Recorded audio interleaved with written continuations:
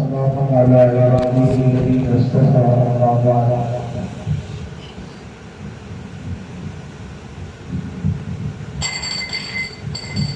أعوذ بالله من الشيطان الرجيم. بسم الله الرحمن الرحيم.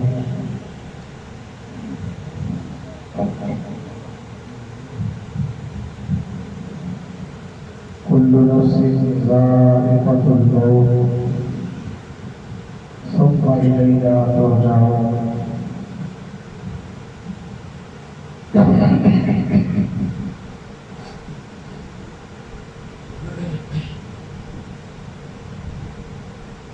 صدق الله العظيم. اللهم صل على سيدنا محمد وعلى آل سيدنا محمد وبارك وسلم. اللهم صل على سيدنا محمد وعلى آل سيدنا محمد وبارك وسلم. اللهم صل على سيدنا محمد وعلى آل سيدنا محمد وبارك وسلم.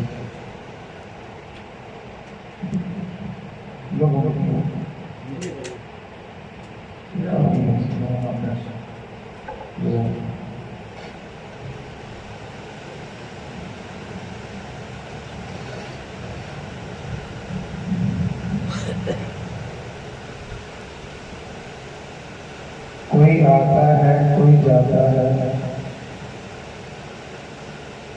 کوئی آتا ہے کوئی جاتا ہے، محفل کا ہے رنگ وہی،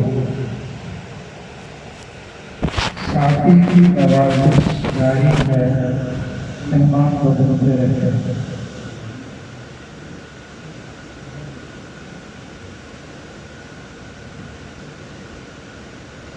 ایک وقت تھا کہ ہم تھے،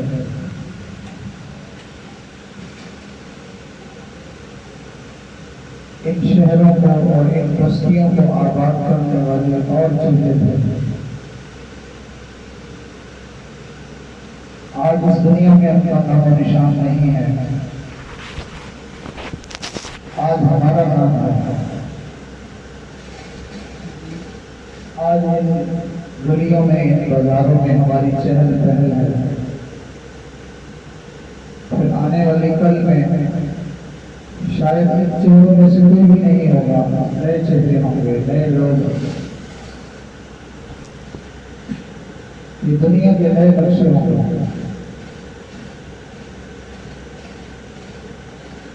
اللہ نے ہمیں دنیا میں بھیجا ہے امتحان کے طور پر بھیجا ہے. دنیا میں آ کر انسان اس بھیجنے والے کو بھی بھول جاتا ہے، اور جس مقصد کے لیے اس کو دنیا میں بھیجا گیا ہے اس مقصد کو بھی بھول جاتا ہے. کچھ خوش قسمت لوگ ایسے ہیں دنیا میں جو دنیا میں آنے کے بعد نہ تو بھیجنے والے کو بھولتے ہیں نہ یہاں آنے کے مقصد کو بھولتے ہیں.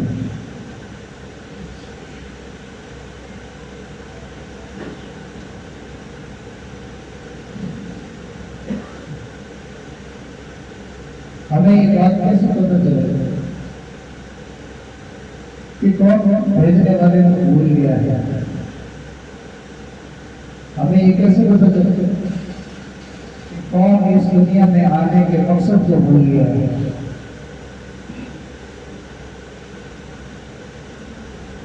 انسان کی زندگی کے اعمال اس چیز کا پتہ بتا دیتے ہیں.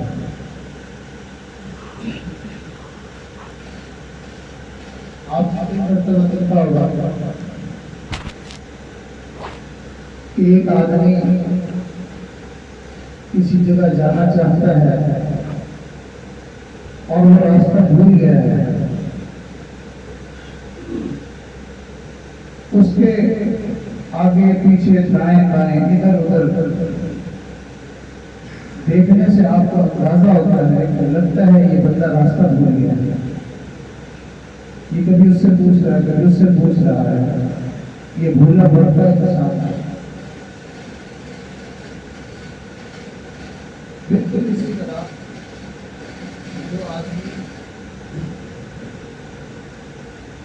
اپنی آخرت کا راستہ بھول جائے وہ یکسوئی کے ساتھ اور یقین کے ساتھ پوری توجہ اور خیال کے ساتھ اعمال کرنا بھول جاتا ہے، اس بندے کا حال یہ ہوتا ہے کبھی مسجد میں آیا اور کبھی نہ آیا، کبھی نماز پڑھی اور کبھی نہ پڑھی، کبھی اللہ کو یاد کیا اور کبھی نہ کیا۔ وہ یکسوئی کے ساتھ آخرت کے سفر کو طے نہیں کرتا، آخرت میں کام آنے والے اعمال کو وہ اہتمام کے ساتھ نہیں کرتا، کبھی کیا اور کبھی نہ کیا، تذبذب کا شکار ہو جاتا ہے۔ جس انسان کی یہ کیفیت ہو سمجھ لے کہ وہ انسان اپنی آخرت کی منزل کو بھول چکا ہے۔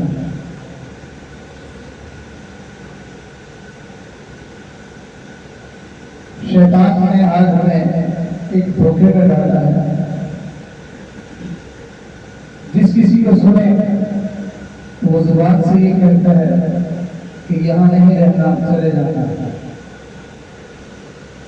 لیکن اس کی زبان کے بول کچھ اور ہے اور اس کا عمل کچھ اور ہے۔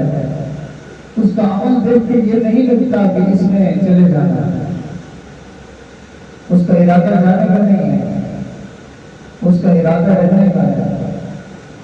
جو لوگ جانے کا ارادہ رکھتے ہیں ان لوگوں کی زندگی کی ترتیب ذرا ہم سے جدا ہوتی ہے۔ نبی اسلام نے ارشاد فرمایا تم پھر دنیا کا غریب ہے کہ دنیا میں تم اس طرح سے وقت گزارو جیسے کوئی اجنبی آدمی آتا ہے۔ بھائی اجنبی آدمی کیسے وقت گزارتا ہے؟ اس علاقے میں کوئی اجنبی آدمی آ جائے تو آپ اس کو کسی کے ساتھ بیٹھ کے کچہریاں کرتے ہوئے نہیں دیکھیں گے، بس وہ اپنی منزل پہ چل رہا ہے، اپنا راستہ لیتا ہے اور چلتا ہے۔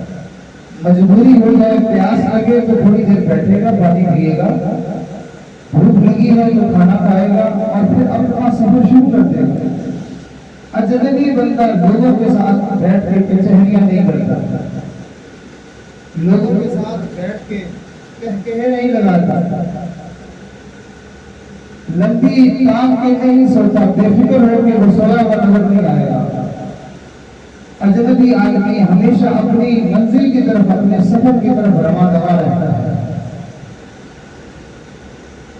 تو مومن کو گویا کہ راستہ بتا دیا گیا کہ تم یہاں چند دن کے مہمان ہو، تم مسلسل اپنی آخرت کی فکر اور اس کی تیاری کرو، تمہیں جو آخرت میں کام آنے والے اعمال ہیں تو ان کی پابندی کرو۔ جو آدمی دنیا میں رہتے ہوئے اپنی آخرت کی فکر اور اس کی تیاری میں لگا رہے گا، جس دن جانے کا وقت ہوگا اس دن گویا کہ اس کے لیے وہ عید کا دن ہوگا۔ ایک بزرگ ہے، جیسے رمضان کے آخر میں لوگ ایک دوسرے سے پوچھتے ہیں عید کب ہے، عید کب ہے، تو کسی نے ان سے بھی پوچھ لیا حضرت عید کب ہے، حضرت عید کب ہوگی؟ انہوں نے دو لفظوں میں بڑا خوبصورت جواب دیا، فرمایا جب اس کی دید ہوگی اس دن ہماری عید ہوگی۔ جس دن اللہ سے ہماری ملاقات ہوگی وہ دن ہمارے لیے عید کا دن ہوگا۔ جن لوگوں نے اپنی زندگی میں تیاری کی ہوتی ہے ان کو دنیا سے جانے کا غم نہیں ہوتا، وہ ہنستے مسکراتے خوشی کے ساتھ اس دنیا سے جاتے ہیں۔ ایک بزرگ کے بارے میں آتا ہے کہ وہ اپنے گھر کے صحت میں لیٹے ہوئے تھے تو اپنے گھر کے دروازے کی طرف ان کی نظر تھی، تو لیٹے لیٹے ایک دم گھر کے لوگوں نے کیا دیکھا کہ ان کے چہرے پر خوشی آئی ہے، بشاشت آئی ہے، مسکراہٹ آئی ہے، اور خوش ہو کر دروازے کی طرف دیکھتے ہیں اور کہتے ہیں واہ واہ کتنا اچھا مہمان آیا، وہاں کتنا اچھا مہمان آیا، پچھلے 40 سال سے میں تیرا ہی تو انتظار کر رہا تھا۔ اب گھر والے سارے حیران کہ کس کو کہہ رہے ہیں، کون آیا ہے؟ تو پچھلے 40 سال سے کس کا یہ انتظار کر رہے تھے؟ گھر والوں نے آگے بڑھ کے دیکھنا چاہا کہ دیکھیں کون ہے۔ اتنے میں ان کے زبان سے آواز آئی، لا الہ الا اللہ محمد رسول اللہ۔ جب ان کے قریب گئے دیکھا تو ان کی روح پرواز کر چکی۔ نبی علیہ السلام نے ارشاد فرمایا مومن کے لیے یہ دنیا قید خانہ ہے، اور کبھی آج تک ایسا نہیں ہوا کہ کسی قیدی کا قید خانے میں دل لگ گیا ہو۔ ہمیشہ وہ رہائی پسند کرتا ہے۔ جس دن اس کو رہائی ملتی ہے اس دن اس کے لیے خوشی کا موقع ہوتا ہے۔ اور حدیث میں نبی علیہ السلام نے ارشاد فرمایا یہ موت ایک دوست کو دوسرے دوست سے ملانے کا ایک ذریعہ ہے، کہ یہ موت جو ہے وہ دوست کو دوست سے ملا دیتی ہے۔ تو یہ دنیا کی جو زندگی ہمیں ملی ہے یہ اس لیے ہے تاکہ ہم اپنے اللہ سے یاری بنا لیں، اللہ سے دوستی کریں۔ خوش قسمت تھا حضرت کا وہ صاحبزادہ، میری بھی اس سے ملاقات ہوئی ایک دو دفعہ، 1-2 سال پہلے ان کی مسجد میں جانا ہوا تو میں نے اس نوجوان کو دیکھا، اس کے اوپر ایک عجیب فکر سوار تھی۔ اس کو گھر بنانے کی فکر نہیں تھی، اس کو کاروبار کی فکر نہیں تھی، اس کو کسی گاڑی بنگلے کی فکر نہیں تھی، اس کو دنیا کی کوئی لالچ اور ہرس نہیں تھی۔ ہاں ایک لالچ تھی، ایک ہرس تھی، ایک تمنا تھی اور ایک اڑن تھی اس کے دل میں، یہ بھی نمازی بن جائے، یہ بھی نیک بن جائے، یہ بھی مسجد میں آ جائے، اس کو بھی ہدایت مل جائے، اس کا تعلق بھی اللہ سے بن جائے اور یہ بھی میرے نبی کا غلام بن جائے۔ یہ فکر اس بچے کے دل کے اندر اتری ہوئی ہے۔ یہ سعادت مندی کی دلیل ہوا کرتی ہے، یہ خوشبختی کی دلیل ہوا کرتی ہے۔ تھا تو نوعمر لیکن بڑی بڑی عمر والوں سے وہ سبقت لے گیا، مبادی لے گیا۔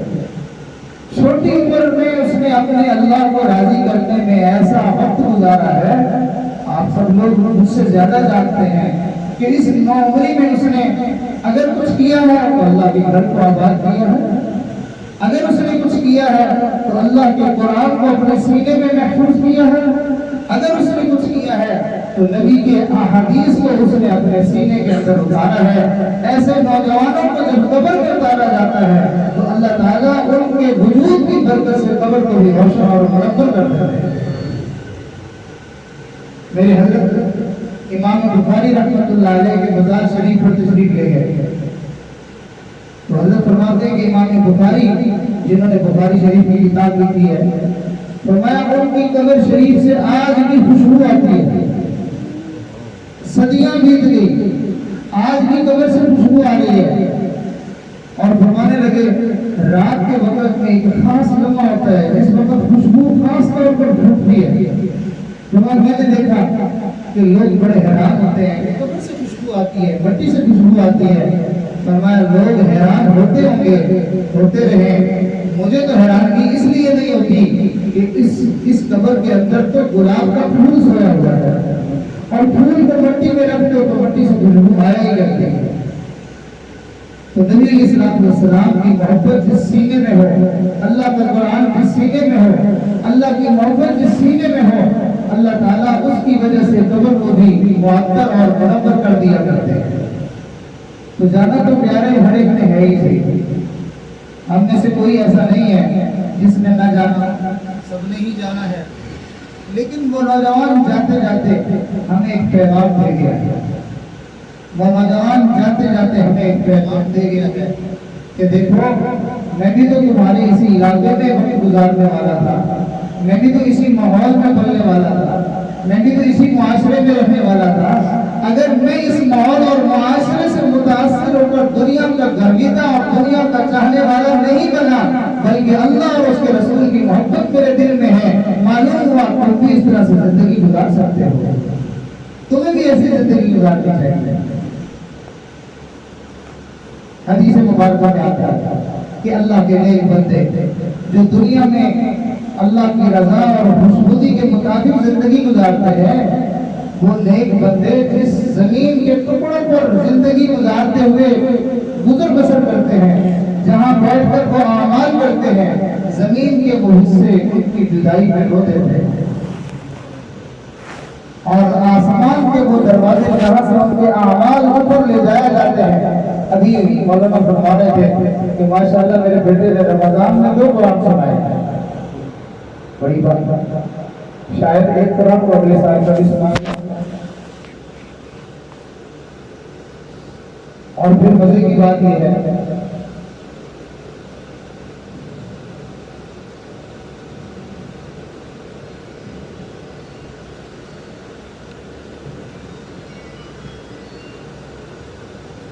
کہ قرآن کریم انسان کے ساتھ قبر میں اس کا سنگی اور اس کا یار بن کر رہتا ہے۔ قرآن کریم انسان کے ساتھ قبر میں اس کا سنگی اور اس کا یار بن کر رہتا ہے۔ یہ جتنے بھی اعمال ہم کرتے ہیں دین میں، ذکر ہے، تسبیح ہے، صدقہ خیرات ہے، روزہ ہے، جتنے بھی اعمال ہیں، قیامت کے دن ان اعمال کو اللہ تعالیٰ ایک شکل عطا فرمائے گا۔ نماز کی شکل خوبصورت عورت کی ہے، چنانچہ بہت سارے بزرگوں نے خواب میں دیکھا بھی صحیح۔ ایک بزرگ فرماتے ہیں میں نے دیکھا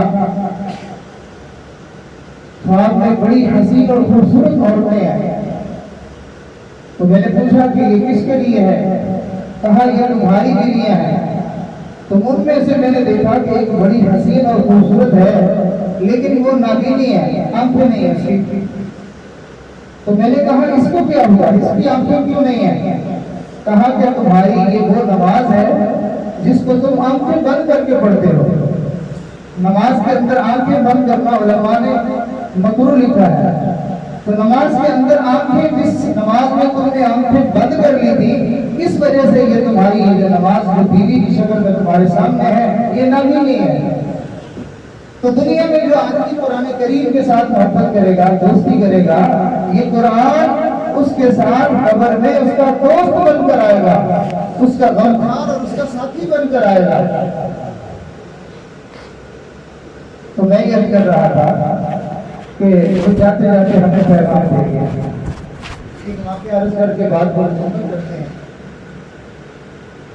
جن لوگوں کے اوپر آخرت کی فکر اور آخرت کا غم سوار ہوتا ہے، ان کی زندگی کی ترتیب باقی لوگوں سے تھوڑی سی جدا ہو جاتی ہے، ہٹ جاتی ہے۔ کتابوں میں لکھا ہے کہ ہارون رشید کا ایک بیٹا تھا جو جوان العمر تھا۔ اللہ کی شان کی اللہ نے اس کے دل میں آخرت کی کچھ فکر ایسی ڈال دی تھی کہ وہ ہر وقت نیک اعمال میں لگا رہتا ہے۔ آپ نے دیکھا ہوگا نوجوان بچوں کو بال سنوارنے سے فرصت نہیں ہوتی، کپڑے سیدھے کرنے سے فارغ نہیں ہوتے، لیکن اس نوجوان کو یہ کوئی فکر نہیں ہوتی، ہر وقت اپنے نیک اعمال کی فکر میں لگا رہتا ہے۔ تو بادشاہ کے محل میں رہتا تھا، نماز کی، تلاوت کی، ذکر کی فکر کی وجہ سے کپڑوں کی طرف، بالوں کی طرف، بننے سنورنے کی طرف اتنی توجہ نہیں رہتی تھی۔ بادشاہ کے محل میں آنے والے لوگ باتیں کرتے تھے اس کو کہ تم کیا مولوی بنے ہوئے ہو، تم کیا ملنگ بنے ہوئے ہو، تم کیا درویش بنے ہوئے ہو۔ تو بادشاہ بھی اس کو کہتا کہ بیٹا تم ذرا بات سمجھ کر رہا کرو، پتہ تو چلے کہ تم شہزادے ہو۔ وہ کہتا کہ یہ پوری کروں گا، لیکن پھر نیک اعمال کی فکر کی وجہ سے اس کا پھر دھیان نہ رہتا۔ بادشاہ کی ایک مرتبہ دوست آئے، انہوں نے آپ کی گلہ شکوہ کیا کہ جی آپ نے یہ کیا درویش رکھا ہوا ہے یہاں پہ، آپ اتنے بڑے آدمی ہیں تو کیا آپ کے پاس کپڑے اور یہ چیزیں نہیں ہیں کہ اس کی حالت کو اچھا کرے۔ اب باپ کو جب بار بار بات سننا پڑی تو اس کو غصہ آ گیا۔ تو مہمانوں کے جانے کے بعد اس نے اپنے بیٹے کو بلایا اور کہنے لگا کہ تمہاری وجہ سے میں نے بہت بے عزتی کروائی، تم ہر وقت درویش اور ملا بنائے ہوئے ہو، میری بے عزتی ہوتی رہتی ہے۔ یہاں رہنے تو ٹھیک ہو کے رہو، نہیں تو پھر جاؤ، چلے جاؤ۔ باپ جیسے غصے میں ڈانٹ دیتا ہے کہ چلے جاؤ۔ اس شہزادے نے سوچا کہ میری وجہ سے میرے والد کو باتیں سننی پڑتی ہیں اور ان کو پریشانی آتی ہے۔ کہنے لگا ابو جی اگر آپ مجھے اجازت دیں تو میں چلا جاؤں۔ باپ نے کہا جاؤ چلا جاؤ۔ اس کا خیال تھا کہ یہ 2-4 دن محل سے ذرا باہر رہے گا، اس کو سمجھ لگ جائے گی، نہ وہ نعمتیں نہ وہ آسائش کا سامان کچھ بھی نہیں ملے گا، واپس آ جائے گا۔ اب اس نوجوان بچے نے تیاری کر لی، اپنا سامان چھوٹا موٹا جو تیار کر کے وہ جانے لگا۔ تو ماں نے پوچھا کدھر جا رہے ہو؟ کہا امی میں جا رہا اللہ کو راضی کرنے جاؤں گا۔ ماں بھی خاموش ہو گئی کہ اس کے والد غصے میں ہے تو میں کیا کہوں۔ اس نے جاتے جاتے بیٹے کو 2 نشانیاں دے دی، کہا بیٹا یہ میرا قرآن ہے، نشانی کے طور پر رکھ لو، تم اس پہ پڑھو گے تمہیں امی یاد آئے گی۔ اور دوسرا اس نے ماں نے اپنی انگوٹھی اتار کے اس کو دے دی، کہا یہ لے جاؤ، کہیں ضرورت پڑے تو بھیج کے اپنی ضرورت پوری کر لے۔ اور اس بچے نے ماں کا دل خوش کرنے کے لیے یہ دونوں چیزیں لے لی اور چل پڑا۔ چلتے چلتے دور ایک علاقے میں چلا گیا۔ اس نے دل میں سوچا کہ جب میں نے زندگی اللہ کو راضی کرنے والی ہی گزارنی ہے تو کیوں نہ میں پھر قرآن اور حدیث کا علم حاصل کر لوں، تاکہ پورے طریقے سے میں اللہ کا بندہ بن کر زندگی گزاروں۔ ایک مدرسے میں گیا، وہاں جا کر بات کی کہ جی میں پڑھنا چاہتا ہوں۔ مدرسے والوں نے کہا کہ جی پڑھا تو دیں گے، نہ رہنے کی جگہ ہے نہ کھانے کا کوئی انتظام ہے۔ آج تو ہمارے علماء کو اللہ جزائے خیر دے، ہمارے بچے آتے ہیں تو وہ رہنے کے لیے بھی انتظام وہی کرتے ہیں، کھانے کا انتظام بھی وہی کرتے ہیں، اور پھر علاقے والوں کے تانے بھی برداشت کرتے ہیں کہ جی مولوی تو بھیک مانگتے رہتے ہیں، کبھی یہ نہیں سوچا کہ یہ بھیک مانگ کے کھلاتے کس کو، تو ہمارے بچوں کو تو کھلاتے ہیں۔ تو بہرحال انہوں نے کہا کہ جی کھانے کا انتظام نہیں ہے، رہنے کا انتظام نہیں ہے، آپ انتظام کر لیں، پڑھا دیں گے۔ اس شہزادے نے قبول کر لیا کہ ٹھیک ہے مجھے پڑھنے کی اجازت دے دے، کھانے پینے کا انتظام خود کر لوں گا۔ قریب محلے میں مسجد تھی، یہ شہزادہ وہاں چلا گیا اور جا کر کہنے لگا کہ بھائی یہاں مجھے آپ رات کو ٹھہرنے کی اجازت دیں گے، میں رات کو یہاں آ کے سو جایا کروں گا مسجد میں۔ انہوں نے کہا ہاں ٹھیک ہے تم سو جایا کرو۔ اب اس کو رہنے کی جگہ مل گئی، دن میں مدرسے میں جاتا، رات کو مسجد میں سونے کے لیے آ جاتا۔ اب اس کے پاس تو بستر بھی نہیں تھا۔ مولویوں کے اوپر باتیں کرنے والے لوگوں نے کبھی جا کے رات کی سردی میں ٹھٹھرتے ہوئے ان معصوم بچوں کو کبھی نہیں دیکھا ہوگا کہ یہ قرآن اور حدیث کی بات کتنی تکلیف برداشت کر رہے ہیں۔ سندھ کے علاقے میں ایک دفعہ ہم سفر کر کے رات کے وقت 1 بجے پہنچے کسی مدرسے میں، تو میں نے دیکھا چھوٹے چھوٹے معصوم بچے ہیں اور نیچے فرش میں، سخت سردی کے موسم میں نیچے فرش پہ کسی کے اوپر رضائی ہے اور کسی کے اوپر نہیں ہے۔ یہ قرآن کی محبت، اللہ کی محبت، یہ نبی کی محبت میں ایسے پاگل اور دیوانے بنے پھرتے ہیں کہ جب سارا زمانہ مزے کی زندگی گزارتا ہے، یہ اس محبت میں دیوانے بن کے یوں مسجدوں میں پڑے پڑے ہیں۔ لوگ اس کو معمولی بات سمجھتے ہیں۔ میرے پیاروں، یہ عشاق رسول کا یہ قافلہ ہے، یہ اللہ کے چاہنے والوں کی یہ جماعت ہے، یہ قرآن کے پہرے داروں کی یہ جماعت ہے۔ ہمیں ان کی قدر کرنی چاہیے۔ ہمارے دیکھنے میں مولانا وہ بیٹا ہی تھا، لیکن حقیقت یہ ہے کہ وہ اللہ کا عاشق تھا، وہ قرآن کا حافظ تھا، اور اللہ اور اس کے رسول کی نظر میں اس نے بڑا درجہ حاصل کر لیا تھا۔ وہاں علماء یہ کر رہا تھا کہ اب کھانے کا کوئی بندوبست نہیں تھا۔